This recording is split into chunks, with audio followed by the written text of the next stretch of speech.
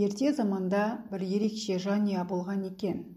Ол өте үлкен, 100 адамнан тұрғанына қарамастан, онда бейбітшілік, татулық, өзара келісім орнаған екен. Бұл жанұя туралы хабар ел басына да жетеді. Мұндай үлкен отбасында реніш, жанжал болмауы мүмкін емес деп ойлайды ол. Ел басының отбасы 12 адамнан тұрады. Бірақ олар үнемі бір-бірімен ренжіседі, ұрсысады екен. Ол естігенінің растығына көз жеткізу үшін әйгілі отбасын көруге көрші қалаға аттанады.